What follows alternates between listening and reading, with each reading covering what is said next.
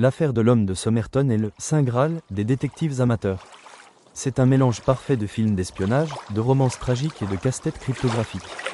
Le 1er décembre 1948, on découvre le corps d'un homme élégamment vêtu, appuyé contre un mur sur la plage de Somerton, en Australie.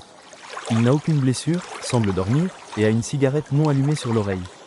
Des indices dignes d'un roman. Ce qui rend cette affaire unique, ce sont les détails trouvés, ou plutôt non trouvés, anonymat total. Toutes les étiquettes de ses vêtements ont été soigneusement découpées. Il n'a aucun papier d'identité. Le message secret. Quelques mois plus tard, lors d'une fouille minutieuse, on trouve une petite poche cachée dans son pantalon.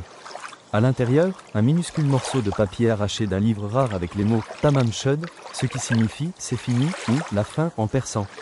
Le code, on retrouve le livre d'où provient le papier à l'arrière d'une voiture déverrouillée. À l'intérieur, un numéro de téléphone et 5 lignes de lettres gribouillées qui ressemblent à un code secret. À ce jour, aucun service de renseignement n'a réussi à le briser.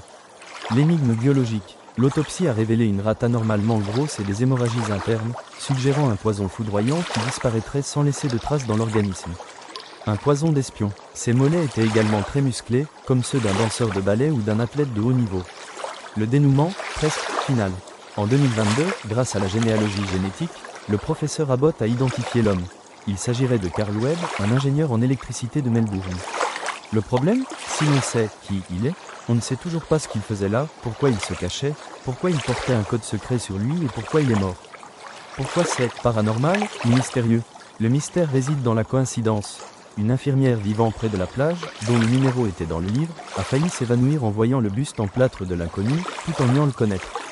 Beaucoup pensent que Carl Webb était un agent secret ou un amant éconduit dans une affaire d'État.